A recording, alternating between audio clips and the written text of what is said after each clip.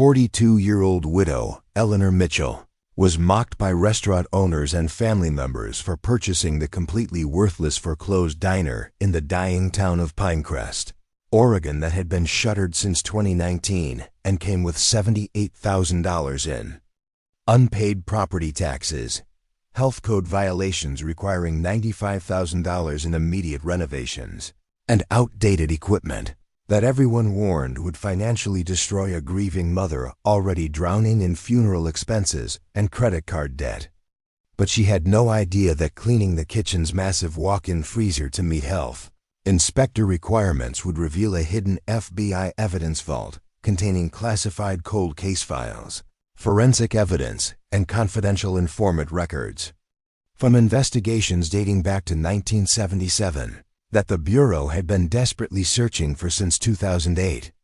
transforming a desperate woman struggling to support her teenage son into the recipient of a $24, $3 million federal reward and exclusive consulting contracts with the FBI's Cold Case Review Division. Before we jump back in, tell us where you're tuning in from, and if this story touches you, make sure you're subscribed, because tomorrow I've saved something extra special for you. At 42 years old, Eleanor Mitchell was staring at her third eviction notice in 10 months, surrounded by funeral expenses totaling $32,000 from her husband Robert's unexpected death, credit card statements showing $67,000 in debt accumulated while trying to maintain a stable home for her 15-year-old son Noah, and the crushing realization that her combined income of $24,000 from working at the local supermarket, weekend catering gigs, and cleaning houses could no longer cover basic living expenses in Pinecrest, Oregon, where their rent had increased from $950 to $1,700 monthly due to tech industry expansion that had transformed their once affordable neighborhood into luxury housing for software developers. The morning of August 23, 2024, had begun like every other bleak day in Eleanor's increasingly desperate existence. The alarm blared at 4:45 a.m., allowing her just enough time to shower, prepare Noah's lunch, and drive across town to the SuperSave, where her shift as a deli counter worker started promptly at 6 a.m., the morning routine that controlled their family's daily life included preparing medications for her own developing heart condition that required monthly doctor visits costing $240 per appointment, checking that Noah had completed his homework assignments despite her absence during evening study hours, and ensuring all bills were organized by due date in the desperate attempt to juggle which essential services could be delayed without disconnection. The certified letter that arrived with that day's mail seemed like the universe's final cruel joke. Notification that the Pinecrest Diner, a local institution that had gone into foreclosure after its elderly owners had passed away within months of each other, was being offered at a tax auction with a minimum bid of just $650. The property at 1422 Oak Ridge Boulevard came with a nightmarish list of legal problems that made the bargain price feel more like a financial death sentence than an opportunity. The 1960s diner building included $78,000 in accumulated property taxes dating back to 2018, health code violations that had been accumulating since 2015, and an Oregon County demolition order that required immediate compliance or face criminal charges for violating commercial zoning regulations that carried penalties of up to $2,500 per day for non-compliance. The auction documents that accompanied the certified letter included a 17-page assessment from the Oregon County Health Department that detailed violations throughout the 3,200-square-foot diner, including serious kitchen equipment failures, plumbing issues that had created dangerous mold conditions, electrical problems that violated fire safety codes, and exterior structural deterioration that had compromised the building's integrity to the point where occupancy was prohibited under current safety regulations. The health department assessment estimated that bringing the structure up to minimum safety standards would require $95,000, in comprehensive renovation work that would need to be completed by licensed contractors within 90 days of purchase. The unexpected death that had devastated Eleanor's family 14 months earlier had left her with sole responsibility for Noah's care, but with none of the financial security that Robert's position as a construction foreman had provided. The heart attack that struck him at just 45 years old during a routine job site inspection had happened so quickly that emergency responders couldn't save him, leaving Eleanor to navigate funeral arrangements, insurance claims, and the emotional wreckage while trying to support their teenage son through the most traumatic experience of his young life. The life insurance policy that should have protected their family had lapsed just 3 months before Robert's death, when the premium payment was missed during a period of financial strain caused by temporary layoffs at his construction company. The policy, worth $250,000 that would have secured their future, had been rendered worthless by a single missed payment of $87, creating a financial catastrophe that was compounded by the discovery of Robert's substantial credit card debt that Eleanor hadn't known existed until after his passing. The financial investigation that followed Robert's death revealed $67,000 in credit card balances spread across 6 different accounts, debt that had accumulated while he attempted to maintain their middle-class lifestyle during periods of construction. Work slowdown without telling Eleanor about their deteriorating finances. The discovery of hidden financial problems had been a second devastating blow, forcing Eleanor to realize that their seemingly stable life had been built on an increasingly fragile foundation of minimum payments and mounting interest charges. The funeral expenses that Eleanor couldn't avoid had consumed their modest savings account of $8,400 and required additional charges to her only credit card, which now carried a balance of $23,500 at 24.99% interest. The memorial service at Pinecrest Community Chapel, burial at Evergreen Cemetery, and associated costs had totaled $32,000, an amount that seemed impossible when Eleanor discovered the true state of their finances, but that she felt obligated to provide as a final dignity for the man who had been her partner for 18 years. The custody situation for Noah remained stable after Robert's passing, but the emotional impact on a teenage boy who had idolized his father created new challenges that Eleanor struggled to address while working multiple jobs to keep them afloat. The behavioral changes that emerged after Robert's death included declining academic performance, withdrawal from previously enjoyed activities, and emotional outbursts that Noah's school counselor identified as normal grief responses that required consistent parental support and possibly professional counseling that Eleanor's insurance wouldn't cover. Preparing and narrating this story took us a lot of time, so if you are enjoying it, subscribe to our channel. It means a lot to us. Now back to the story. The parenting responsibilities that had previously been shared between 2 dedicated parents now fell entirely on Eleanor, who struggled to be physically present for Noah while working enough hours to maintain their increasingly precarious housing situation. The after-school hours when Noah returned to an empty apartment created opportunities for him to connect with neighborhood teens who had begun experimenting with substances and behaviors that Eleanor feared would derail his education and future.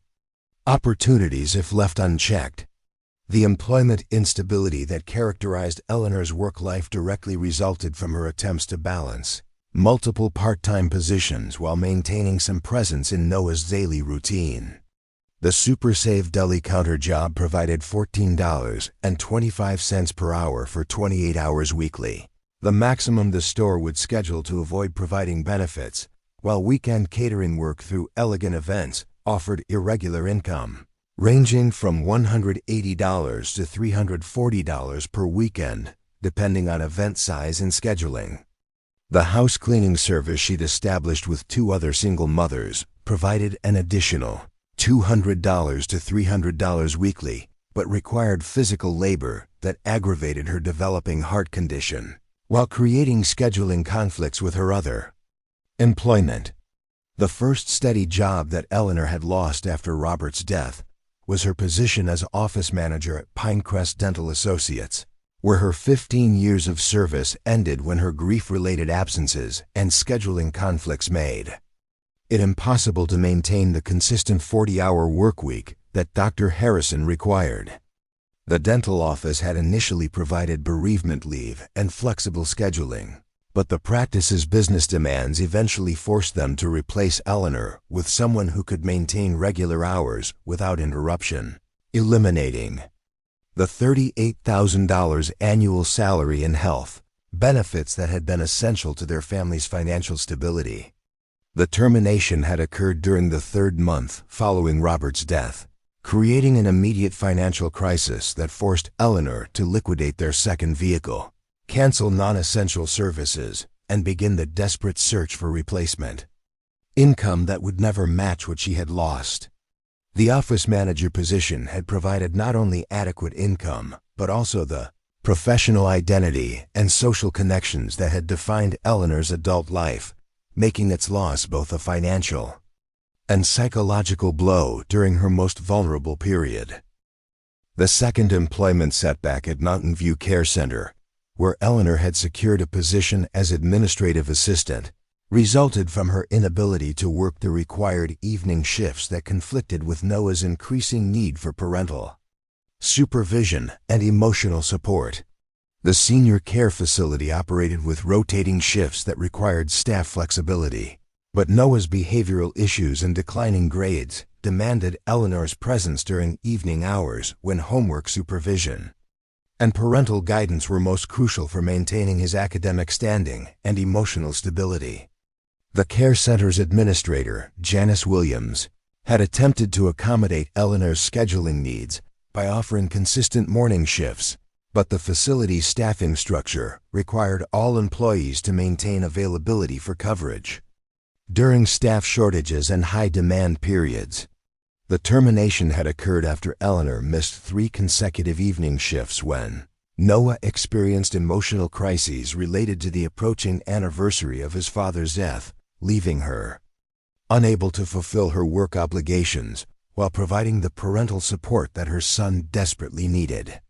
The current position at SuperSave's deli counter was similarly threatened by scheduling conflicts, with manager Thomas Garcia growing increasingly frustrated by Eleanor's requests for schedule adjustments to accommodate Noah's school meetings,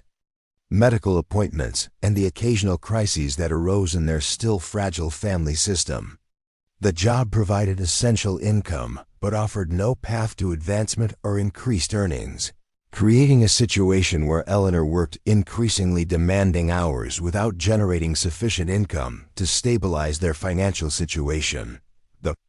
housing crisis that had developed gradually since Robert's death included 3 different rental apartments, each smaller and less desirable than the previous, as Eleanor downsized to reduce expenses while attempting to remain in Noah's school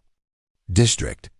Their current 1-bedroom apartment at Riverside Terrace cost $1,700 monthly for 720 square feet, forcing Noah to sleep in the living room on a pull-out sofa while Eleanor took the bedroom, an arrangement that provided neither of them with privacy or adequate personal space during a period when both were processing grief and adapting to their new circumstances. The rental market in Pinecrest had been transformed by the expansion of tech companies into the formerly working-class community, with software developers and IT specialists driving up housing costs beyond what service workers and blue-collar families could afford. The apartment that Eleanor had secured through a church connection provided temporary stability but consumed 68% of her income, creating an unsustainable situation where basic necessities like food, utilities, and transportation consumed everything that remained, with nothing available for emergency expenses or future security. The transportation challenges that affected Eleanor's ability to maintain employment included a 2010 Toyota Corolla with 217,000 miles that required $3,200 in immediate repairs, including transmission work, brake system replacement, and cooling. System restoration to remain reliable for the daily commute to multiple work locations. The vehicle had been their secondary car before Robert's death, and its mechanical condition reflected years of minimal maintenance as they had prioritized upkeep on Robert's truck that he had needed for construction work, but had been sold to cover funeral expenses. The automotive repair costs that threatened their transportation security included transmission problems that created unpredictable shifting failures during Oregon's rainy weather, potentially creating safety hazards while transporting Noah to school and Eleanor to her various work locations. The repair estimate from Pacific Northwest Auto included $1,800 for transmission work, $800 for brake system replacement, and $600 for cooling system repairs that were required for the vehicle to pass Oregon's annual safety inspection and emissions testing. The public transportation limitations in Pinecrest made vehicle ownership essential for accessing Eleanor's multiple work locations, which were distributed throughout the town and neighboring communities rather than concentrated in areas served by the limited bus system. The work schedule that Eleanor maintained included early morning shifts beginning at 6 a.m., evening cleaning jobs that often ended after 9 p.m., and weekend catering events in locations that weren't accessible by public transportation, making reliable personal transportation a necessity rather than a luxury. The medical insurance complications that had emerged after losing her dental office position included coverage through Oregon State Marketplace that cost $460 monthly, while providing minimal benefits with a $7,500 annual deductible that effectively made routine care unaffordable despite maintaining insurance payments. The coverage existed primarily to protect against catastrophic medical events rather than providing practical access to preventive care or treatment for Eleanor's developing heart condition that required monthly monitoring and increasingly expensive medications. The prescription medication costs that weren't covered by insurance included heart medications that cost $240 monthly, anxiety medication that cost $85 monthly, and the occasional antibiotics or other treatments that might be required for either Eleanor or Noah. The medication expenses created additional financial stress while highlighting the inadequacy of their insurance coverage, which classified many essential medications as lifestyle drugs that required full out-of-pocket payment. Despite their importance for maintaining Eleanor's ability to work and function, the utility costs for their apartment had steadily increased as regional energy prices rose, creating monthly expenses of $280 for electricity, $140 for water service, and $95 for garbage collection that consumed another significant portion of Eleanor's limited income. The utilities were essential services that couldn't be eliminated, creating fixed expenses that had to be maintained regardless of income fluctuations or competing financial needs. The food costs for feeding a teenage boy and maintaining adequate nutrition for Eleanor's health needs had reached $520 monthly despite careful shopping, coupon use, and meal planning that prioritized economical options. Noah's appetite had increased substantially as he entered his growth phase, creating additional grocery expenses that couldn't be reduced without compromising his nutritional needs during a critical developmental period. The credit card debt that Eleanor had been forced to accumulate since Robert's death had reached $23,500 on her personal card, with minimum monthly payments of $680 that consumed another substantial portion of her income, while barely touching the principal balance. The credit card had become their emergency fund, covering car repairs, medical expenses, and occasional essential purchases that couldn't be accommodated within their monthly cash flow, creating a debt spiral that Eleanor couldn't see any way to escape. The emotional impact of financial insecurity on both Eleanor and Noah created additional stress during a period when both were still processing grief and attempting to establish a new family dynamic without Robert's presence and strength. The constant fear of eviction, service disconnection, or vehicle breakdown created a pervasive anxiety that affected Eleanor's health and Noah's emotional stability, making their daily lives an exercise in crisis management rather than recovery and growth.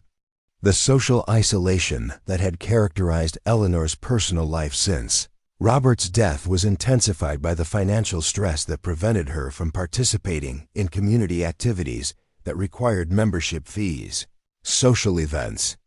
that incurred expenses beyond their budget, or gatherings with friends who couldn't understand the depth of their financial constraints. The friendship losses that had occurred reflected others' discomfort with grief and financial struggle, creating additional emotional challenges during a period when support networks were most needed. The professional identity loss that Eleanor experienced after transitioning from respected office manager to service worker created additional psychological challenges during a period when her self-image had already been damaged by widowhood and financial failure. The career regression represented more than income reduction. It signified the loss of professional accomplishment and workplace relationships that had provided meaning and structure throughout her adult life. The parenting challenges that Eleanor faced included maintaining authority and structure for a grieving teenage boy while acknowledging her own emotional limitations and frequent physical absence due to work requirements. The delicate balance between enforcement of necessary boundaries and compassionate understanding of Noah's grief process created ongoing stress in their relationship during a period when both needed stability and security that their circumstances couldn't provide. The educational concerns that had emerged since Robert's death included Noah's declining academic performance, inconsistent homework completion, and occasional behavioral issues that threatened his previously strong academic standing. The school's guidance counselor had recommended additional support services and possibly psychological counseling that their insurance wouldn't cover, creating another impossible situation where Eleanor recognized her son's needs but couldn't access the resources to address them appropriately. The dating impossibility that had characterized Eleanor's personal life since her husband's death reflected the challenges of finding partners who understood single parenting demands and the financial constraints that prevented normal social activities. The few tentative connections she had attempted through church functions had ended when potential partners realized the extent of her financial struggles and the limited time and emotional energy that remained available for relationship development after managing work, parenting, and ongoing crisis.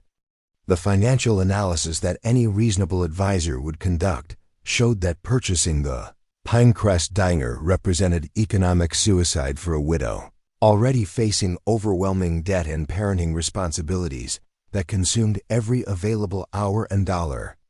The mathematical reality of $78,000 in property taxes, $95,000 in renovation costs, ongoing licensing fees, and maintenance expenses made acquiring the property seem like guaranteed financial destruction for someone who was already struggling to afford basic necessities and maintain stable housing for her teenage son.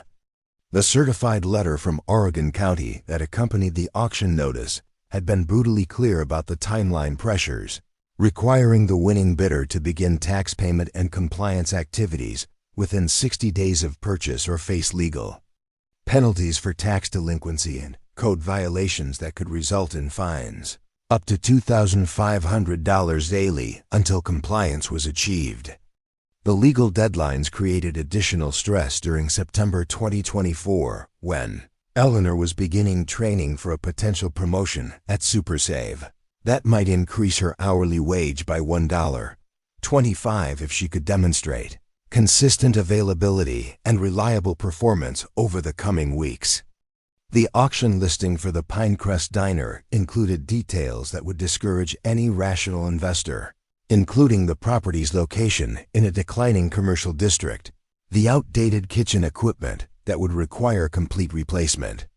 to meet current health department standards, and the building's deteriorating condition after sitting vacant for 5 Years with minimal maintenance or protection from Oregon's rainy climate. The listing photos showed peeling exterior paint, damaged roof sections, and interior conditions that reflected years of neglect by the elderly owners before their passing and the subsequent foreclosure. The estate attorney who had published the auction notice, Jennifer Martinez from Pinecrest Legal Services, had included a property disclosure statement that detailed the diner's problematic history, including 3 failed health inspections before its closure in 2019,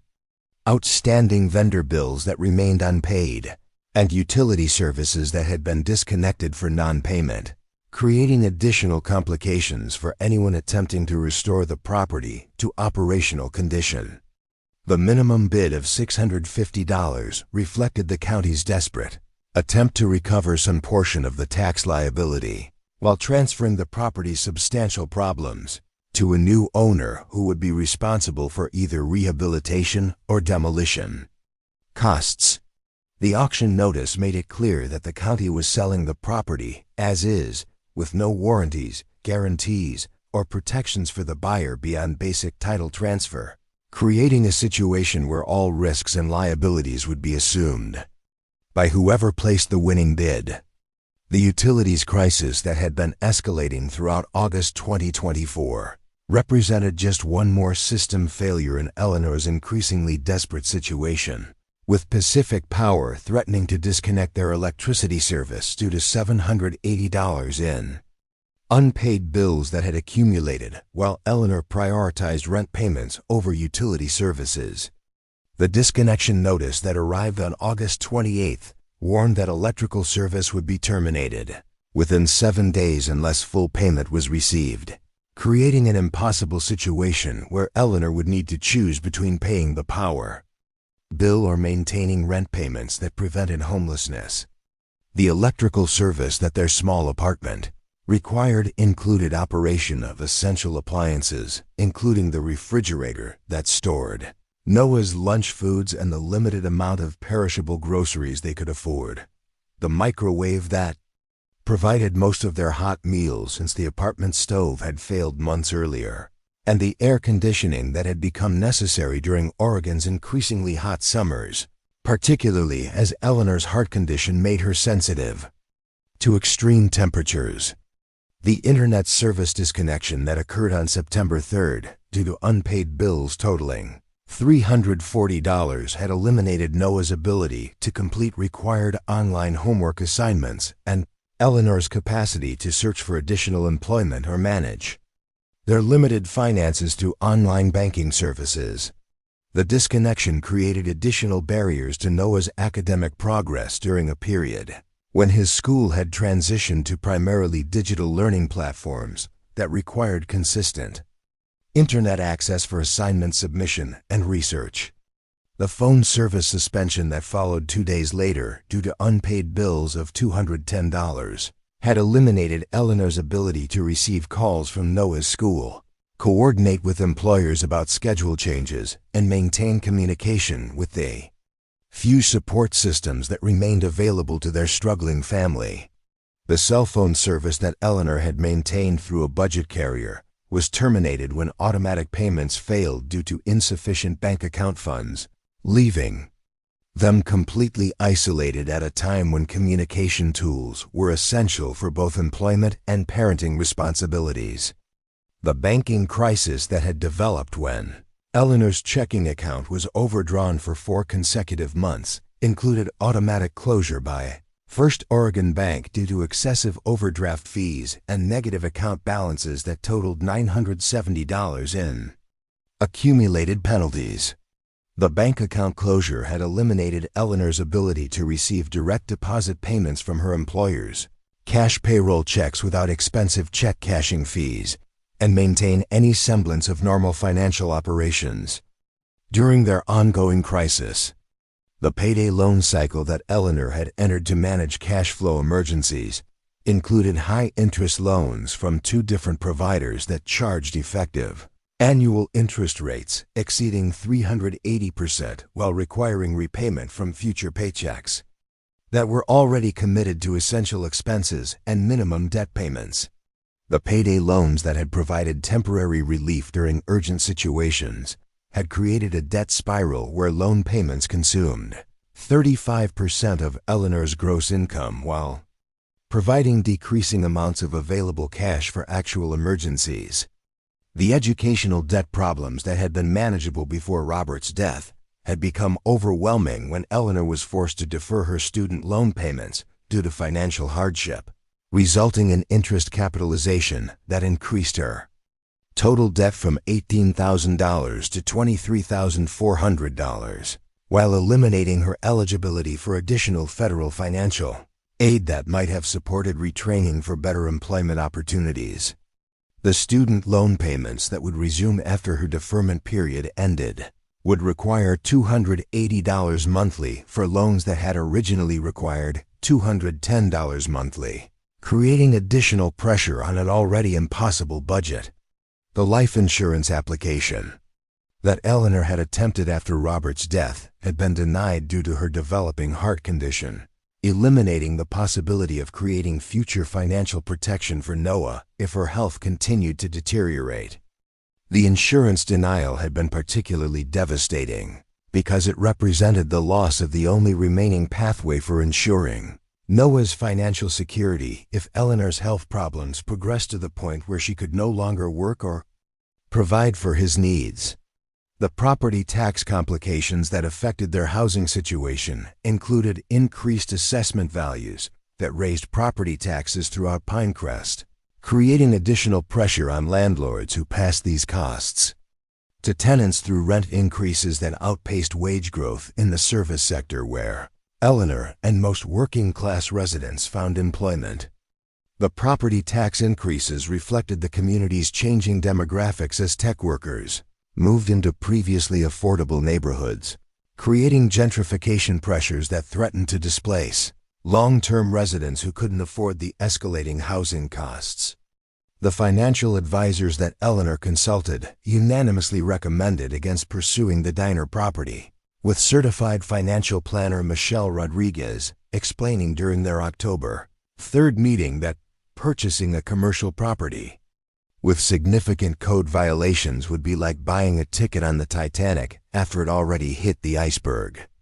Rodriguez spread Eleanor's financial statements across her desk while demonstrating that even without additional debt, Eleanor's current income-to-expense ratio created a monthly deficit of $840 that was being filled through credit card advances and payday loans, creating an unsustainable spiral that would eventually collapse regardless of any new financial commitments.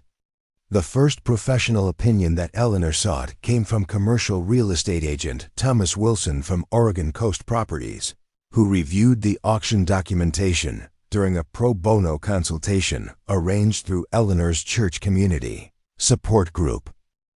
Wilson's assessment of the property was brutally honest, explaining that commercial food service properties required significant specialized equipment upgrades to meet current health department standards, with the diner's 5-year vacancy creating additional complications from equipment deterioration, plumbing system failures, and potential structural damage from roof leaks that weren't immediately visible in the auction photographs but would certainly be discovered during any serious inspection process. The market analysis that Wilson provided included comparable properties in similar small Oregon towns, revealing that even fully operational diners with current health permits and functioning equipment were selling for 60 to 70% below their pre-pandemic values as changing consumer habits and labor shortages had devastated the small restaurant industry throughout the region. The analysis showed that even if Eleanor could somehow finance the necessary renovations, the business model for small-town diners had been fundamentally altered by economic and social changes that made profitability increasingly difficult for even experienced restaurant operators with substantial financial resources. The second expert consultation that Eleanor arranged was with Health Department Inspector Patricia Chun, who had conducted the final inspection before the diner's closure in 2019 and maintained detailed knowledge of the specific violations that would need to be addressed before any reopening could be considered. Chun's professional assessment, which she provided informally during a chance meeting at Noah's school function, confirmed that the renovation requirements would likely exceed the official estimate of $95,000, particularly given the rising costs of commercial kitchen equipment and the specialized contractor requirements for commercial food service installations. The health code violations that Chun remembered from her final inspection included critical infrastructure problems, such as inadequate grease trap capacity that would require expensive plumbing modifications, outdated refrigeration systems that couldn't maintain consistent food-safe temperatures, ventilation systems that no longer met fire safety codes, and food preparation surfaces that had deteriorated beyond the point where proper sanitization was possible. Chun emphasized that modern health department standards had evolved significantly since the diner's original construction in 1962, creating compliance requirements that went far beyond cosmetic improvements to include fundamental systems upgrades that would consume substantial resources. The third professional opinion that Eleanor received came from contractor James Peterson of Peterson Commercial Renovations, who specialized in restaurant conversions and had extensive experience with similar properties throughout Oregon's smaller communities. Peterson's site inspection, which he provided at a reduced rate of $350 after hearing about Eleanor's situation through a mutual church connection, revealed structural problems that exceeded the initial county assessment, including roof damage that had allowed water infiltration into ceiling spaces,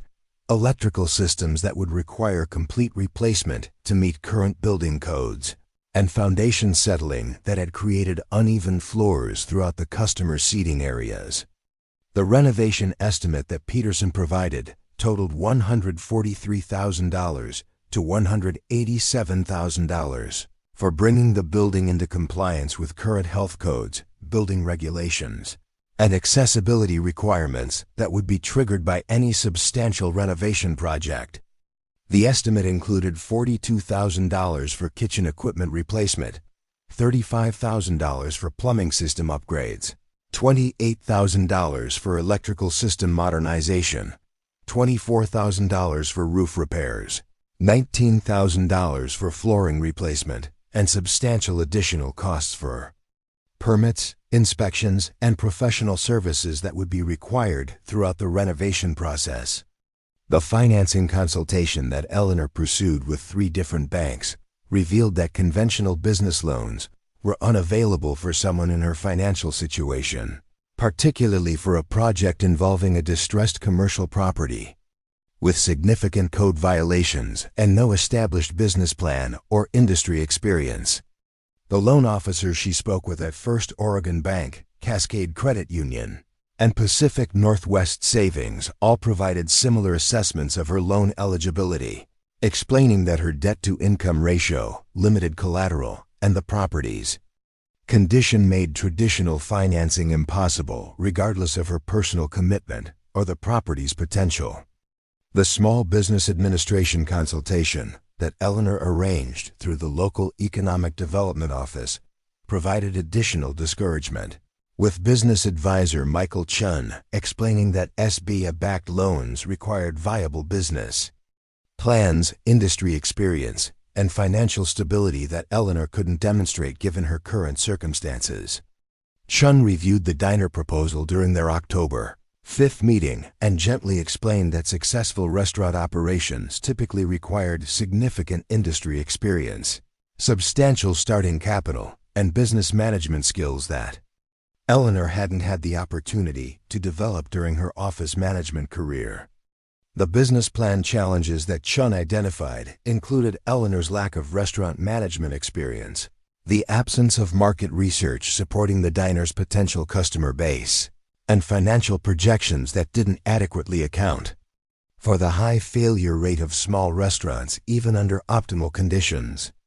Chun's professional assessment concluded that the likelihood of business success was extremely low given the combination of Eleanor's personal financial constraints, the property's condition, and the changing market dynamics that had made small-town diners increasingly difficult to operate profitably. The family consultation that Eleanor conducted with her parents, Walter and Margaret Jenkins, during their Sunday dinner on October 8th revealed deep concern about her interest in the diner property, with her father explicitly stating that buying a condemned restaurant when you can barely keep the lights on isn't brave, it's financially suicidal. The family discussion became emotional when Eleanor attempted to explain her desperate search for any opportunity that might provide a path out of their financial crisis, with her mother reminding her that Noah needs stability and security right now, not another adult in his life taking irresponsible risks with their future. The conversation with her younger sister, Amanda, who joined the family dinner via video call from her Seattle apartment, provided additional perspective from someone who had successfully navigated her own financial challenges after divorce. Amanda's practical advice emphasized focusing on skill development that could lead to better employment opportunities rather than gambling on a high-risk property investment that would likely consume Eleanor's limited resources while providing no guaranteed path to financial recovery or stability for Noah's future. The church financial counseling service that Eleanor had been attending since Robert's death provided additional structured analysis of the diner opportunity, with volunteer financial advisor David Thompson creating a detailed spreadsheet that projected various scenarios based on different renovation costs, operating expenses, and revenue projections. Every scenario that Thompson modeled showed the diner project creating substantial negative cash flow for at least the first 3 years of operation, requiring financial reserves of at least $250,000 to sustain the business until it could potentially become profitable, resources that Eleanor simply didn't have and couldn't reasonably expect to acquire. The psychological assessment that Noah's school counselor, Lisa Martinez, provided during their October 12th meeting added another dimension to Eleanor's decision-making process, with Martinez expressing concern about introducing additional financial stress and uncertainty into their family system while Noah was still processing his father's death and adapting to their changed circumstances. Martinez gently suggested that Noah needed consistency and security rather than another major transition or financial gamble that might further disrupt his sense of stability and trust in the adult systems that were supposed to protect him. The community feedback that Eleanor received when she mentioned the diner at her grief support group meeting included well-intentioned warnings from others who had attempted similar business ventures during their own periods of crisis and transition. Group member Richard Coleman shared his experience of purchasing a landscaping business after his wife's death, describing how the financial pressure and time demands had complicated his relationship with his children while ultimately ending in business failure that created additional debt beyond his original losses.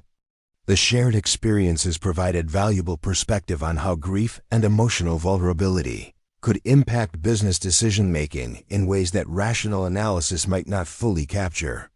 The real estate market analysis that Eleanor commissioned from Valley appraisers cost $450 that she charged to her already strained credit card and revealed that comparable properties in similar Oregon communities had sold for amounts ranging from $25,000 to $72,000 after complete renovation, representing values that were substantially less than the cost required for bringing the Pinecrest diner up to operational condition. The appraisal report emphasized that commercial property values in small towns had been declining steadily as businesses consolidated in larger communities, creating a situation where renovation costs frequently exceeded potential property values, regardless of the quality or extent of improvements. The business viability study that the local community college's Small Business Development Center conducted free of charge reached similar conclusions about the diner's potential, with their analysis showing that Pinecrest's changing demographics and the property's location away from the developing technology corridor made a traditional diner concept unlikely to generate sufficient revenue for sustainable operations. The business development specialists recommended against pursuing the project unless Eleanor could identify a specialized concept that would draw customers, despite the challenging location and changing community dynamics. The insurance consultation that Eleanor conducted with agent Sarah Miller from Oregon Insurance Solutions revealed additional complications regarding the property's insurability, with Miller explaining that the building's condition, code violations, and extended vacancy would create substantial challenges for obtaining the commercial liability coverage that would be required for any food service operation. The insurance quotation that Miller provided indicated that coverage would cost approximately $12,000 annually for limited protection that excluded many of the most likely risks associated with the property's condition. The licensing requirements that Eleanor researched through the Oregon Restaurant Association included food handler certifications, liquor liability insurance for any alcohol service, health department permits, and business licensing that would generate approximately $8,500 in initial costs before the diner could legally operate. The ongoing compliance requirements would create additional expenses and administrative responsibilities beyond the immediate renovation needs, further complicating the already challenging financial projections for the property's operation. The employment agency assessment that Eleanor sought regarding her own career prospects provided a stark contrast to the diner's uncertain potential, with job placement specialist Jennifer Martinez explaining that Eleanor's office management experience remained valuable in the current job market despite her recent history of service sector employment. Martinez suggested that with targeted resume revision, interview coaching, and persistent applications to administrative positions throughout the region, Eleanor could reasonably expect to secure employment, paying $42,000 to $48,000 annually within 3 to 6 months, representing a much more reliable path to financial recovery than commercial property speculation.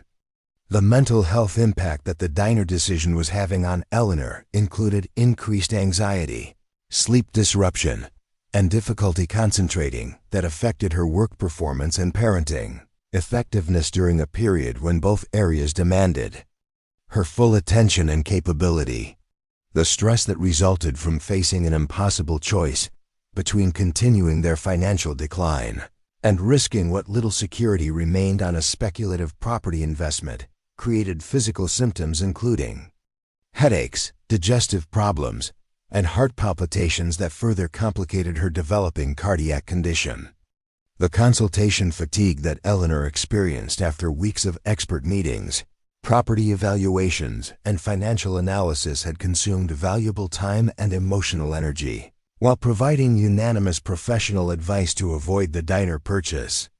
and focus on conventional approaches to employment improvement and debt management. The professional consensus that accepting the property would be financially catastrophic was overwhelming and consistent across every expert consultation, creating pressure to make the rational choice despite Eleanor's growing desperation and awareness that conventional solutions weren't addressing their immediate financial crisis. The auction deadline that loomed on October 20th created additional pressure for decision-making during a period when Eleanor was already overwhelmed by work responsibilities, parenting challenges, and the approaching anniversary of Robert's death that was affecting both her and Noah's emotional stability. The deadline forced consideration of the diner opportunity before Eleanor had fully processed all the professional advice or developed a comprehensive understanding of what purchasing the property would mean for their already precarious financial situation. The minimum bid amount of $650 seemed simultaneously trivial and enormous, representing less than a week's groceries, but potentially triggering financial obligations that would exceed $200,000 when all taxes, renovations, and compliance costs were considered. The deceptively low entry point created psychological pressure to pursue the opportunity despite all rational analysis, particularly as Eleanor's desperate search for financial solutions made even the most remote possibility seem worth considering. Compared to their current trajectory toward eviction and deeper poverty, the personal savings that Eleanor had managed to accumulate since Robert's death totaled just $1,270, representing thousands of small sacrifices and careful budgeting decisions that had created their only financial buffer against immediate emergencies. Using these limited funds for the diner auction would eliminate their emergency reserves while creating potential tax and compliance obligations that would dwarf their remaining resources, representing an objectively irrational financial decision that nonetheless carried emotional appeal as a last desperate attempt to change their circumstances.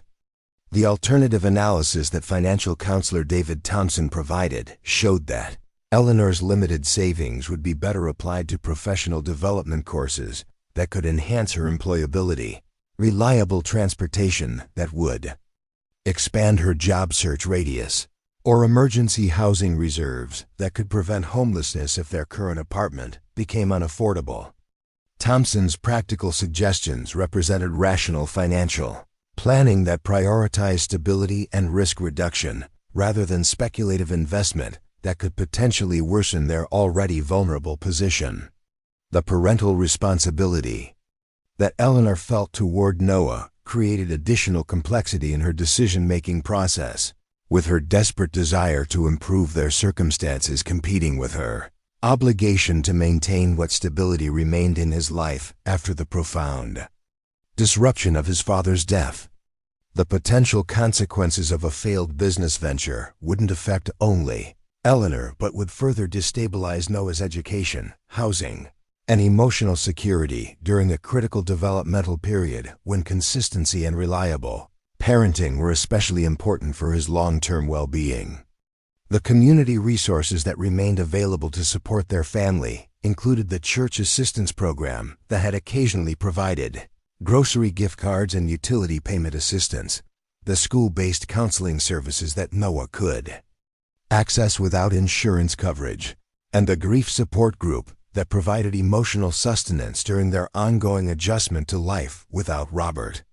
These limited resources offered temporary relief for specific challenges, but couldn't address the fundamental financial instability that threatened every aspect of their lives and future security. The employment limitations that Eleanor faced included not only wage constraints but also scheduling inflexibility that made it difficult to pursue additional training or education that might improve her long-term prospects. The multiple part-time positions that constituted her current income required complex coordination and left little time for professional development, creating a situation where immediate survival needs prevented investments in future capacity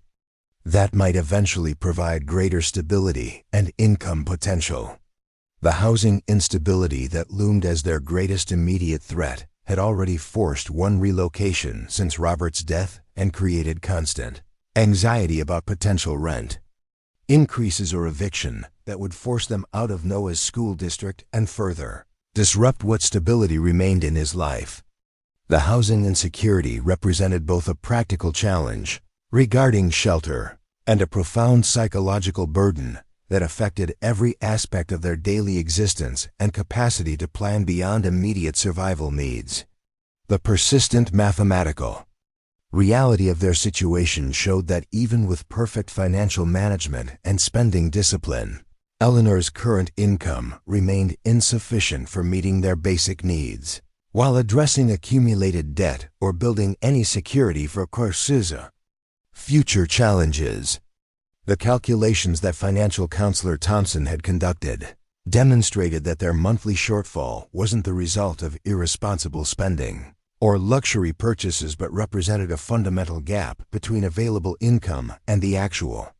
costs of modest housing, basic transportation, essential medical care, and minimum debt service for obligations that couldn't be avoided or discharged. The upcoming anniversary of Robert's death on November 12th created additional emotional complexity during the diner decision period, with both Eleanor and Noah experiencing intensified grief responses that affected their emotional stability and decision-making capacity. The anniversary preparations that Eleanor was attempting to coordinate included a small memorial gathering with Robert's former colleagues and a private ceremony at his gravesite, representing additional emotional and logistical demands during an already overwhelming period of financial crisis and property decision-making. The professional identity questions that Eleanor struggled with during this period included reconciling her background in office management with the possibility of reinventing herself as a restaurant owner and food service professional, an industry where she had no experience beyond her current deli counter position. The identity transition represented not only practical challenges regarding skills and knowledge, but also psychological adjustments to a dramatically different professional role and self-concept after years of developing expertise in administrative systems and office coordination. The desperate measures that Eleanor had begun considering reflected the severity of their financial situation, including researching bankruptcy options that might discharge some debt but would create long-term credit consequences, exploring subsidized housing programs with multi-year waiting lists, and even investigating whether Noah might qualify for foster care benefits that could provide financial support if her health continued deteriorating to the point where she couldn't work. These desperate considerations reflected the gravity of their circumstances and the limited conventional options that remained available as their financial situation continued deteriorating despite Eleanor's consistent efforts to improve their position through legitimate means. The decision deadline pressure intensified as October 20th approached, with Eleanor feeling trapped between the unanimous professional advice against the diner purchase and her desperate awareness that continuing their current trajectory offered no path to stability or security. The mathematical certainty of their ongoing financial decline made even a high-risk opportunity seem potentially worthwhile compared to the guaranteed insecurity that awaited them if nothing changed in their circumstances, creating psychological pressure to attempt anything, that might alter their increasingly desperate situation. The contradictory emotions that Eleanor experienced during this period included rational understanding of the overwhelming evidence against the diner purchase competing with desperate hope that this unexpected opportunity might somehow defy all expert predictions and provide the financial miracle that her family needed. The emotional conflict created significant stress as Eleanor attempted to reconcile her intellectual recognition of financial realities with her maternal determination to find any possible path toward security and stability for Noah's future. But despite all the expert warnings, family opposition, financial analysis, and rational evaluation that demonstrated the impossibility of successful property renovation, Eleanor was beginning to realize that the diner represented her only potential opportunity for transforming their family's trajectory. The mathematical certainty of their current path toward deeper poverty and housing instability made even a desperate gamble seem preferable to the guaranteed decline that awaited them if nothing changed in their circumstances.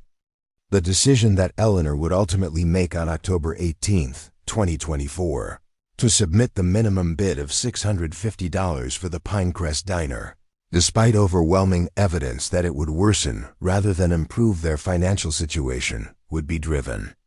by maternal desperation and the exhaustion of all conventional options rather than rational financial planning.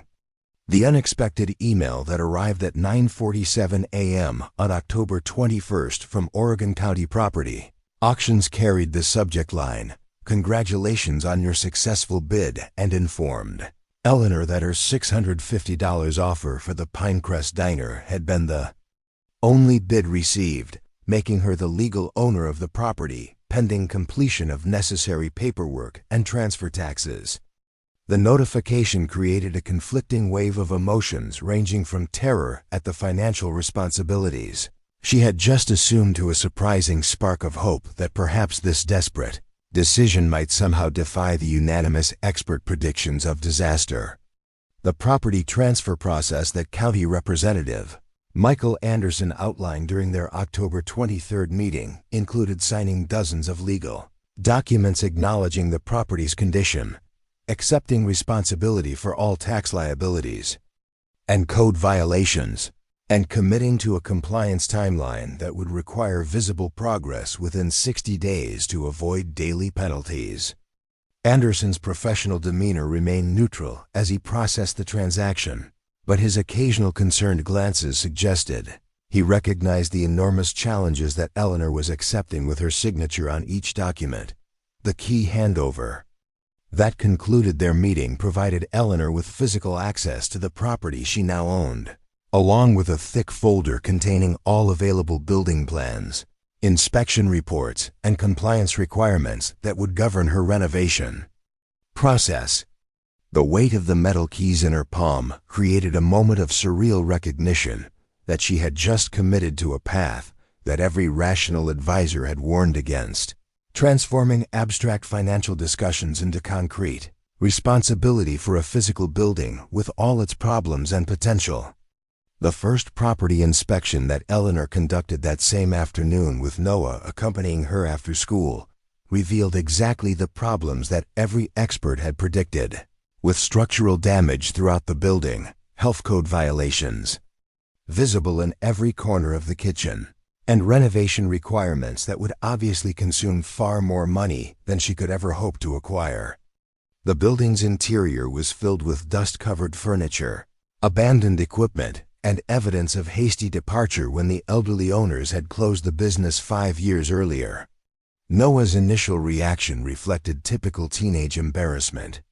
at his mother's apparent foolishness, with his audible sigh and muttered, "Mom, this place is a disaster," summarizing what every professional had attempted to communicate during their consultations. His adolescent directness cut through Eleanor's desperate attempt to see potential where none existed, momentarily forcing her to confront the reality of what she had purchased rather than the fantasy of what it might become. The kitchen assessment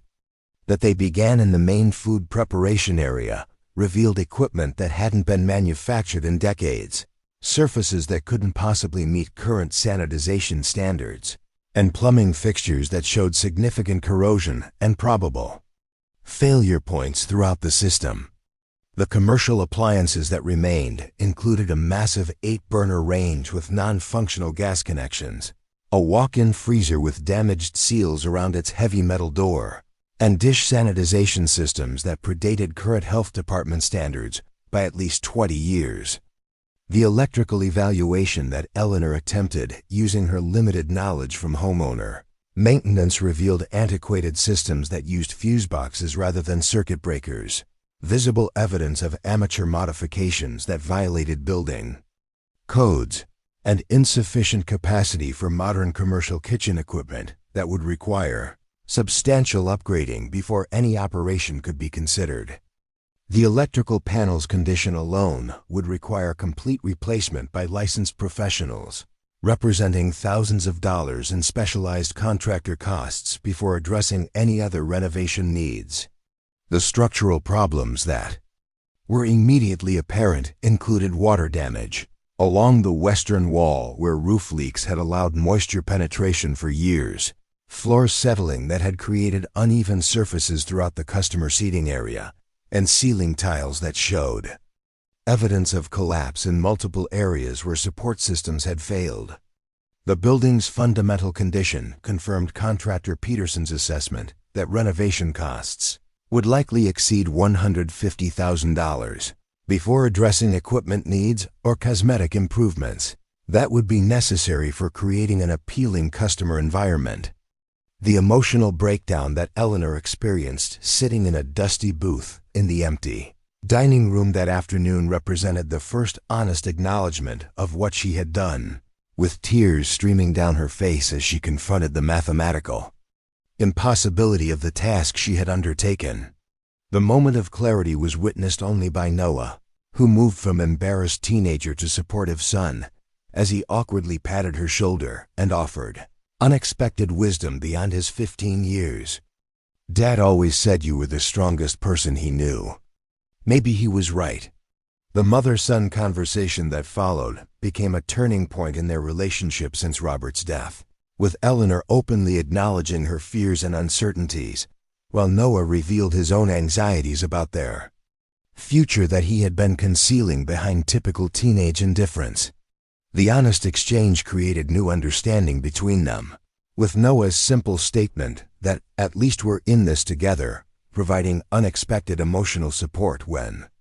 Eleanor most needed to hear that she wasn't completely alone in their struggle.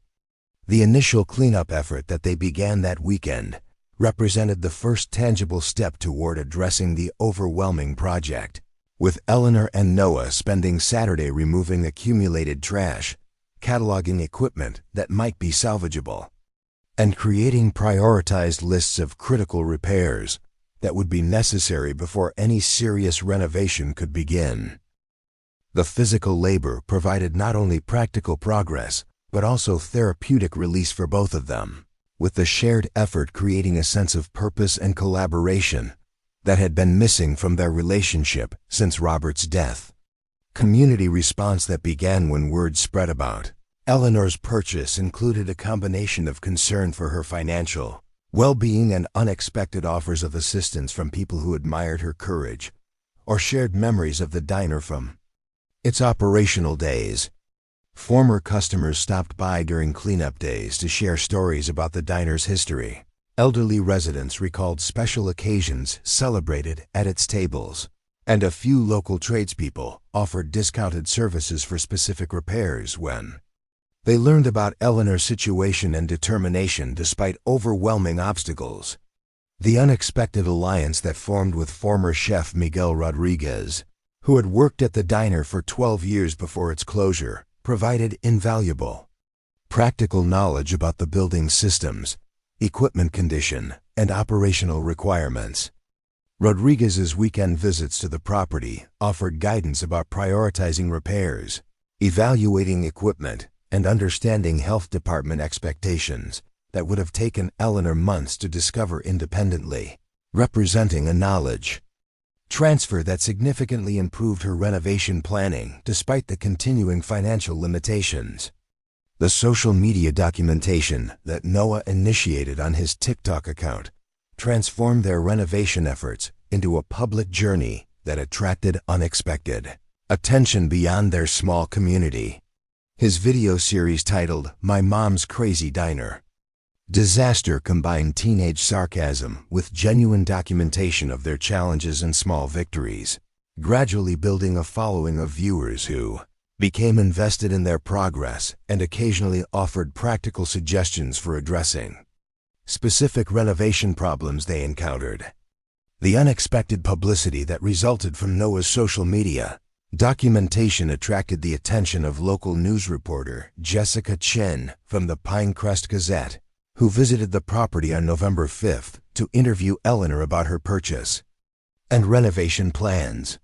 The newspaper article that appeared the following week presented a sympathetic portrait of a widow attempting to create opportunity from adversity, focusing on Eleanor's determination and work ethic rather than the financial impossibility that professionals had unanimously predicted. The small business community response that followed the newspaper coverage included contact from several established restaurant owners who offered practical advice, equipment connections, and occasional hands-on assistance during weekend work sessions. The professional guidance from people with relevant experience provided invaluable perspective on prioritizing limited resources, addressing critical compliance issues, and identifying creative solutions that might reduce renovation costs without compromising quality or safety standards. The critical discovery that would change everything occurred at 11:23 a.m. on November 12th, coincidentally the one-year anniversary of Robert's death, when Eleanor's careful cleaning of the massive walk-in freezer revealed unusual seams in the back wall panel that didn't match the freezer's original construction. The metal panel that had appeared to be part of the freezer's insulation system was actually a sophisticated, false wall concealing a hidden compartment that had been professionally installed decades earlier behind the commercial kitchen equipment. The initial examination of the hidden space revealed a climate-controlled room approximately 8 feet by 10 feet that contained dozens of carefully organized metal document boxes bearing official FBI evidence labels and case numbers dating from 1977 through 1989. The room had been constructed with independent power supply, specialized climate control systems, and security features that had maintained stable preservation conditions despite the diner's closure and utility disconnection, suggesting professional installation with significant resources beyond typical restaurant construction. The document boxes that Eleanor discovered contained extensive case files, evidence logs, forensic reports, and confidential informant records related to major organized crime. Investigations conducted throughout the Pacific Northwest during the coast's late 1970s and 1980s. The materials were meticulously organized with official FBI evidence numbers, chain of custody documentation, and security classification markers that indicated their continued sensitivity despite the passage of decades. Since their creation and storage, the initial shock that Eleanor experienced upon discovering what appeared to be official federal evidence was followed by immediate concern about legal implications, with her first coherent thought being fear that she had unknowingly purchased property involved in criminal activity that might create additional legal complications beyond the already overwhelming renovation requirements. The discovery created new uncertainty during a period when clarity and direction had finally been emerging from their initial cleanup efforts and community support connections. The careful documentation that Eleanor initiated before contacting authorities included photographing the hidden room exactly as discovered, creating inventory lists of visible document boxes without disturbing their organization, and securing the freezer area to prevent any unauthorized access while she determined appropriate next steps. Her methodical approach reflected both natural caution and professional habits developed during her years of office management, creating a clear record of the discovery circumstances that would prove valuable during subsequent investigations. The local police notification that Eleanor made on November 13th brought Pinecrest Police Chief David Williams to the property within hours of her call, with his initial skepticism about her report transforming into professional alert when he viewed the hidden room and recognized the official nature of the materials it contained. Williams' immediate response included securing the property, contacting federal authorities, and arranging protective surveillance until FBI representatives could evaluate the discovery and determine appropriate handling protocols. The FBI response to Eleanor's discovery included immediate dispatch of a federal evidence recovery team that arrived the following morning from the Portland field office, led by Special Agent Catherine Martinez, who specialized in evidence preservation and cold case review procedures. The federal team's preliminary assessment confirmed that the discovered materials included original case files, evidence documentation, and investigative records that had been reported missing from bureau storage in 2008 during a major evidence audit of historical organized crime investigations. The material authentication process that Martinez supervised included careful documentation of the hidden room's construction, preservation conditions, and security features before any materials were removed for examination. The preliminary evaluation confirmed that the discovered files included complete documentation from several major FBI operations targeting organized crime networks that had operated throughout Oregon, Washington, and Northern California during a period when corruption investigations had created concerns about evidence security within some bureau storage facilities. The historical significance that gradually emerged as the FBI reviewed the discovered materials included evidence that the files represented a deliberate security measure implemented by a specialized FBI task force that had been investigating law enforcement corruption related to organized crime operations during the early 1980s. The task force had apparently established secure off-site evidence storage in the diner's freezer compartment when concerns emerged about potential evidence tampering within official bureau facilities during sensitive corruption investigations that implicated some law enforcement personnel. The federal investigation that followed Eleanor's discovery included extensive interviews about her purchase of the property, the circumstances of her finding the hidden room, and any knowledge she might have about the diner's previous owners, or their potential connections to law enforcement. The interview process was professionally conducted but exhaustive, with agents clearly attempting to determine whether Eleanor had any prior knowledge of the hidden materials or connections to individuals who might have been involved in their original concealment. The property history research that FBI analysts conducted revealed that the diner had been purchased in 1976 by retired FBI agent Thomas Wilson and his wife Margaret, who had operated it as a seemingly ordinary small-town restaurant while maintaining the secure evidence storage facility hidden within its kitchen freezer. The Wilsons had apparently been trusted associates of the Specialized Integrity Task Force that needed secure off-site evidence storage during sensitive internal corruption investigations, using their legitimate business as cover for maintaining critical evidence away from potentially compromised official facilities. The document significance that gradually emerged through FBI review included evidence that the files contained definitive documentation of organized crime operations that had never been fully prosecuted due to the evidence disappearance in 2008, including potential connections to several high-profile, unsolved cases that had remained active in Bureau cold case files for decades. The materials provided investigative leads, witness statements, and forensic evidence that could potentially resolve numerous criminal investigations that had stalled when the original documentation disappeared from official storage. The legal framework that federal authorities established for managing Eleanor's discovery included recognition of her legitimate property ownership and legal right to access the diner building she had purchased, while acknowledging federal claims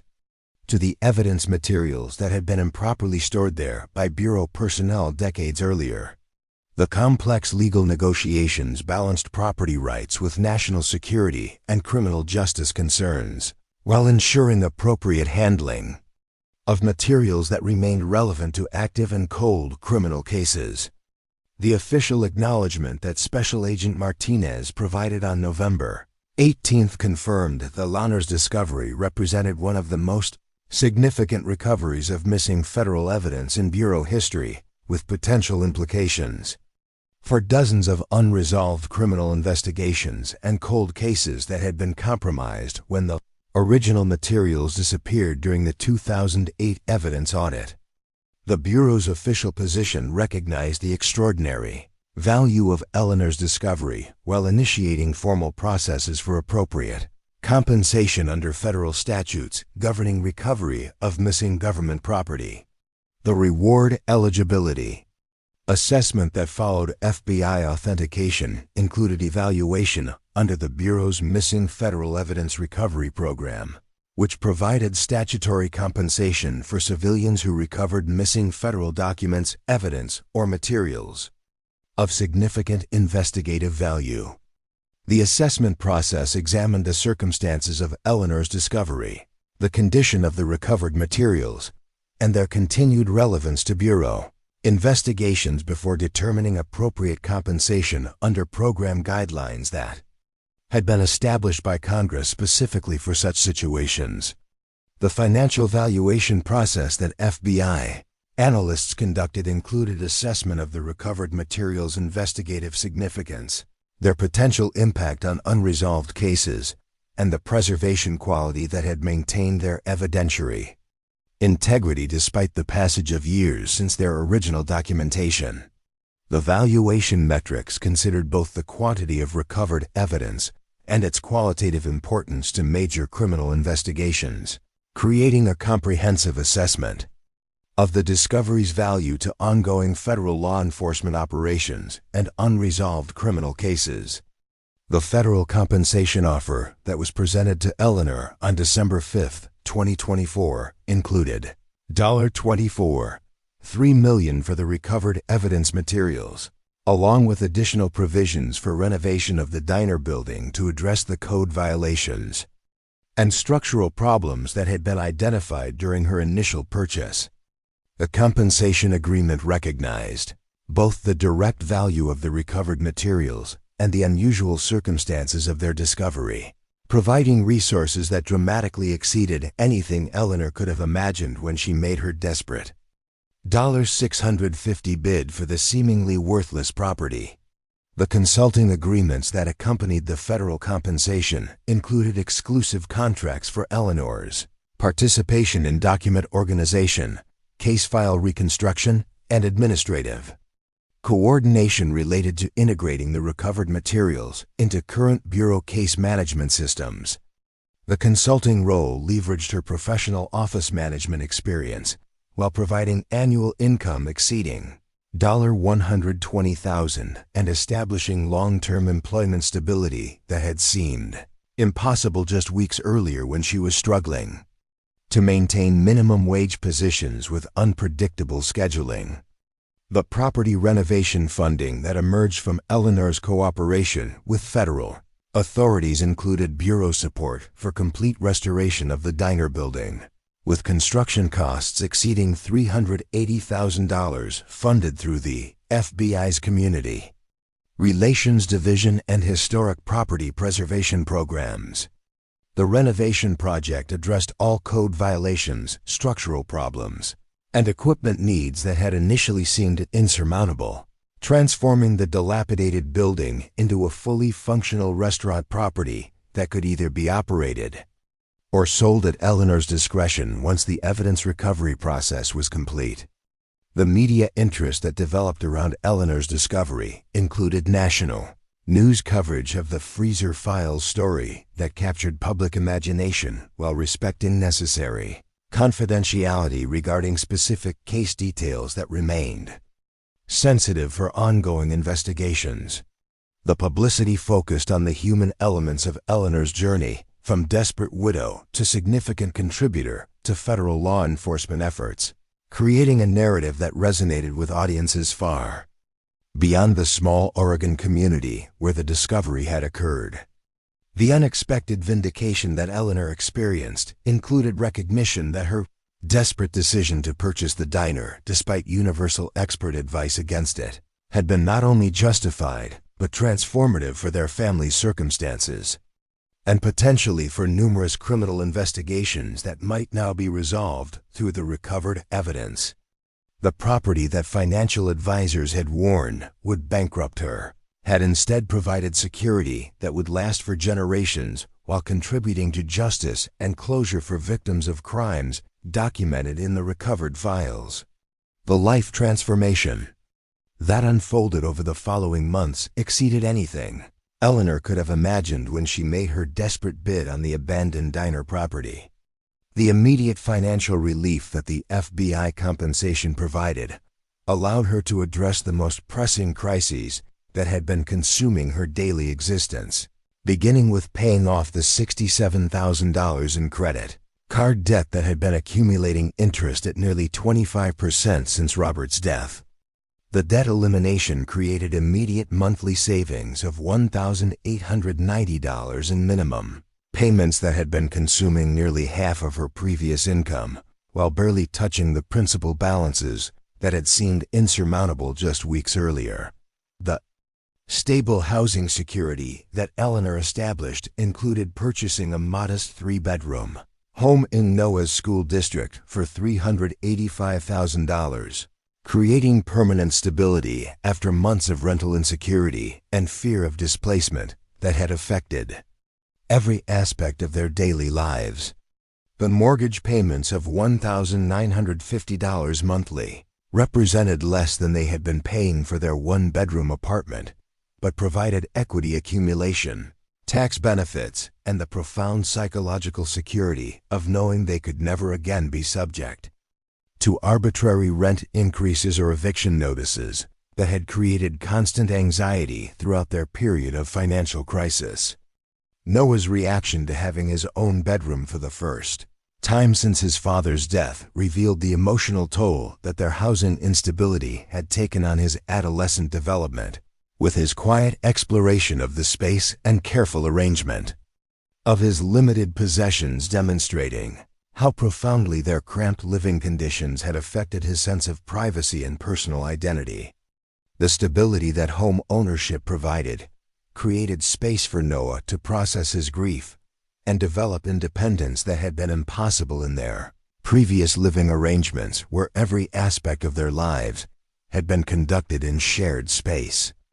with no opportunity for privacy or personal expression.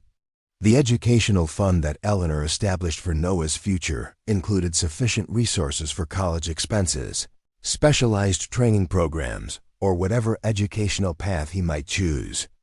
to pursue as he matured and identified his interests and aptitudes. The educational trust of $750,000 represented security and opportunity that Eleanor had feared would be permanently unavailable after Robert's death, eliminated their family's financial stability and future planning capacity. The fund's establishment removed education funding from their list of ongoing financial concerns while providing Noah with options that would have been impossible under their previous circumstances. The transportation security that Eleanor addressed included replacing their unreliable 2010 Toyota with a new mid-sized SUV that provided safety features, warranty protection, and reliability that eliminated the constant fear of breakdown and repair expenses that had characterized their previous vehicle ownership. The ability to purchase a $38,000 vehicle with cash rather than financing represented a level of financial capability that Eleanor had not experienced even before Robert's death, creating both practical transportation security and psychological relief from the constant worry about vehicle failure that had complicated every aspect of their daily lives. The professional identity transformation that Eleanor experienced included transitioning from desperate acceptance of any available employment to selective consideration of opportunities that aligned with her skills, interests, and newly established financial security. The FBI consulting position provided not only stable income but also professional respect, intellectual engagement, and connection to meaningful work that utilized her organizational abilities and attention to detail for significant public benefit rather than merely surviving from paycheck to paycheck as she had been doing since Robert's death. The medical care improvements that Eleanor's financial security enabled included comprehensive treatment for her developing heart condition, preventive care that had been impossible during their uninsured period, and specialized consultation that provided clarity about her long-term health prospects and appropriate treatment protocols. The cardiac specialist who evaluated her condition in January 2025 identified medication adjustments and lifestyle modifications that significantly improved her symptoms while reducing long-term risks that had previously created anxiety about her ability to remain healthy enough to support Noah through his developmental years. The psychological counseling that Eleanor and Noah began in February 2025 provided structured support for processing Robert's death, adjusting to their changed circumstances, and developing healthy communication patterns that had been strained during their period of financial crisis. The family therapy sessions helped them navigate the complex emotions associated with their sudden wealth, identify healthy boundaries as Noah matured toward independence, and establish relationship patterns that honored Robert's memory while allowing them to develop new family dynamics appropriate to their current circumstances. The professional development opportunities that Eleanor pursued included specialized training in records management, evidence handling protocols, and administrative systems that enhanced her value to the FBI's cold case review processes while creating transferable skills that would provide employment options beyond her initial consulting contract. The professional certifications she obtained represented both practical enhancement of her capabilities and symbolic reclamation of the career development path that had been interrupted by Robert's death and their subsequent financial crisis. The community reinvestment that Eleanor prioritized included establishing the Robert Mitchell Memorial Scholarship at Noah's High School, providing annual support for students facing significant life challenges who demonstrated resilience and determination similar to what Eleanor and Noah had experienced during their most difficult period. The scholarship program identified deserving students from circumstances of hardship and provided not only financial support, but also mentoring relationships with successful community members who could offer guidance and connection beyond monetary assistance.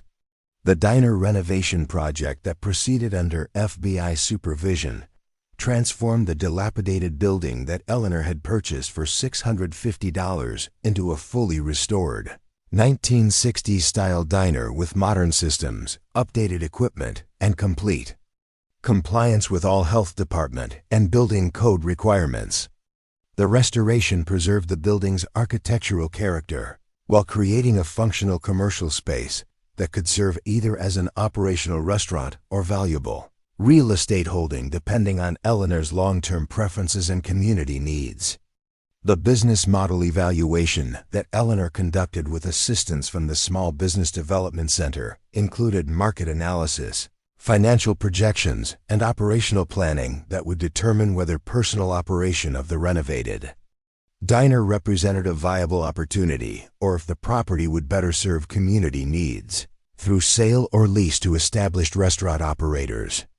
The comprehensive assessment considered not only financial factors, but also lifestyle implications, time requirements, and alignment with Eleanor's professional interests and capabilities, rather than pursuing restaurant operation out of obligation or sentimentality regarding the property that had transformed their circumstances. The operational decision that Eleanor ultimately reached involved leasing the renovated diner to experienced restaurant operators Miguel and Rosa Rodriguez, who had extensive food service experience and deep community connections, but had previously lacked the capital to establish their own restaurant despite years of planning and preparation. The lease arrangement provided stable property income for Eleanor while creating entrepreneurial opportunity for a family with the necessary experience, passion, and community relationships to make the restaurant successful where Eleanor's operation might have struggled due to her limited industry background. The grand reopening celebration for Pinecrest Diner on June 15, 2025, became a community event that attracted hundreds of local residents, including many elderly community members who shared memories of the diner during its previous operational decades and expressed appreciation for its restoration as a gathering place that honored local history, while creating new opportunities for connection and celebration. The successful launch demonstrated the property's potential beyond its role in Eleanor's financial transformation, representing community preservation and economic development that benefited many beyond her immediate family. The FBI cold case resolution process that Eleanor supported through her consulting role led to the reopening of 27 major investigations that had been compromised when the original evidence disappeared, including several high-profile organized crime prosecutions that had stalled due to missing documentation and witness statements.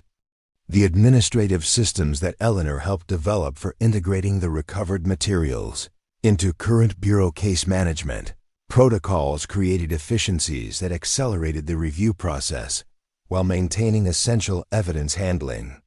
standards and documentation requirements for potential prosecution. The first major case resolution that resulted from the recovered evidence occurred in April 2025, when federal prosecutors filed charges against 3 former organized crime figures for a previously unsolved 1982 murder of a potential witness. Using documentation, forensic evidence, and witness statements that had been preserved in the diner freezer's hidden evidence vault,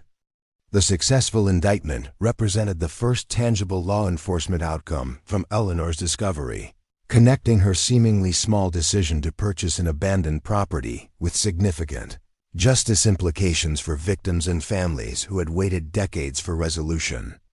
The victim impact that gradually emerged as cases were resolved included emotional closure for families who had lived with unsolved crimes for decades, financial recovery through restitution programs for those who had suffered economic losses from organized crime operations, and community healing in areas where criminal influence had disrupted normal civic functioning during the height of the criminal enterprises documented in the recovered files. The human consequences of Eleanor's discovery extended far beyond her personal circumstances to affect dozens of families and communities throughout the Pacific Northwest. The personal growth that Eleanor experienced during this period included developing confidence in her decision-making abilities after years of self-doubt following Robert's death, recognizing her capacity to create positive outcomes even in seemingly impossible circumstances, and establishing healthy boundaries regarding wealth management, relationships, and community expectations that might otherwise have created new forms of stress despite their improved financial circumstances. The psychological development represented healing from both grief and financial trauma that had shaped her identity during their years of struggle. The parenting evolution that characterized Eleanor's relationship with Noah included transitioning from crisis-driven decision-making to thoughtful long-term planning, establishing appropriate independence that supported his adolescent development while maintaining necessary guidance, and modeling healthy adaptation to dramatically changed circumstances without losing core values or perspective despite their newfound financial security. The relationship matured from the desperate partnership of mutual survival to a healthy parent-child dynamic that supported Noah's growth toward adulthood with appropriate boundaries and expectations. The community leadership role that gradually emerged for Eleanor included serving on the Pinecrest Economic Development Commission, participating in the county's small business support network, and eventually being elected to the school board, where her perspective as a parent who had experienced significant financial hardship provided valuable insight for policies affecting families in similar circumstances. The civic engagement represented both giving back to the community that had supported them during their most difficult period and ensuring that systems became more responsive to families experiencing challenges similar to what they had overcome. The financial wisdom that Eleanor developed through consultation with professional advisors included establishing prudent investment strategies, creating appropriate legal structures for wealth management, and developing philanthropic approaches that aligned with her values while ensuring long-term security regardless of economic fluctuations or unexpected future challenges. The financial education process transformed her relationship with money from day-to-day survival to thoughtful stewardship of resources that could benefit multiple generations and community needs beyond her immediate family. The FBI career pathway that evolved from Eleanor's initial consulting role included transition to permanent employment as a civilian administrative specialist supporting cold case review processes, evidence management systems, and interagency coordination for complex historical investigations. The professional role leveraged both her office management background and her unique familiarity with the recovered evidence materials, creating a career opportunity that provided purpose, challenge, and connection to meaningful work that transcended mere financial compensation despite its excellent salary and benefits. The relationship possibilities that Eleanor cautiously began to explore after 2 years of focusing exclusively on financial recovery and Noah's stability included connecting with other single parents through community activities, participating in church functions that provided social interaction without pressure, and eventually developing friendship with FBI agent Thomas Anderson, whose work on cases connected to her discovery created natural opportunities for conversation about shared interests beyond their professional connection. The gradual opening to potential relationship represented healing from the loss that had defined her identity as Robert's widow and acknowledgement that her life story continued beyond the chapter that had ended with his death. The financial security planning that Eleanor established with assistance from certified financial planner Jennifer Martinez created structured protection that would ensure stability, regardless of economic fluctuations, health challenges, or other potential disruptions that might affect their future. The comprehensive approach included appropriate insurance coverage, diversified investments, strategic tax planning, and emergency reserves that created multiple layers of protection against the kind of cascading financial crisis that had nearly destroyed their family following Robert's death and the subsequent discovery of their precarious financial situation. The legacy planning that Eleanor initiated included not only financial provisions for Noah's future but also documentation of their extraordinary journey from desperate circumstances to stability, creating both family history and potential inspiration for others facing seemingly insurmountable challenges. The written narrative, photographic documentation, and recorded interviews preserve the details of their experience while providing perspective on the role that persistence, unexpected opportunity, and community support had played in their transformation from financial crisis to security and purpose. The perspective that Eleanor maintained, despite their changed financial circumstances, included awareness that money had solved their immediate security problems, but recognized that genuine happiness and fulfillment came through purpose, connection, and contribution rather than material accumulation or luxury consumption. The values clarification that she pursued through counseling, spiritual exploration, and thoughtful reflection helped her develop guidelines for using their resources in ways that aligned with deeper principles rather than superficial desires or social expectations regarding wealth display or status consumption. The mentoring relationships that Eleanor established with other single parents navigating financial hardship created opportunities to share practical knowledge, emotional support, and occasional financial assistance that helped families avoid the most desperate circumstances that she and Noah had experienced during their darkest period. The supportive connections represented both acknowledgement of the help they had received during their own crisis and recognition that many families continued to struggle with challenges similar to what they had overcome through a combination of persistence and extraordinary circumstance. The balance that Eleanor maintained between acknowledging the extraordinary luck involved in their financial transformation and recognizing the courage, persistence, and determination that had positioned them to benefit from that unexpected opportunity provided important perspective for both her and Noah as they adapted to their changed circumstances. The nuanced understanding that both factors had been necessary, she couldn't have discovered the evidence without making the desperate decision to purchase the diner against all advice. But that decision alone wouldn't have created financial transformation without the extraordinary contents of the hidden freezer compartment, created humility that shaped their approach to wealth management and community relationship. The educational opportunity that Noah embraced included significant academic improvement. Once housing stability and financial security eliminated the constant stress that had affected his concentration, emotional regulation, and ability to focus on long-term goals. His academic performance during his junior year showed dramatic improvement, with his previous C average rising to consistent A and B, grades that reflected his genuine capabilities rather than the circumstances that had limited his achievement during their period of greatest struggle.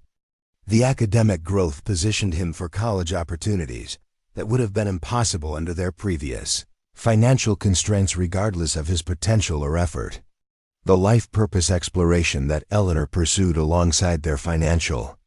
stabilization included reconnecting with earlier interests and values that had been subordinated to survival needs during their crisis period, identifying meaningful contribution opportunities beyond financial donations, and developing a personal mission statement that would guide decisions about time, resources, and relationships as they moved forward from the extraordinary circumstances that had transformed their trajectory. The purpose development represented recognition that security created responsibility for thoughtful stewardship rather than merely relief from previous constraints. The community impact that radiated from Eleanor and Noah's transformed circumstances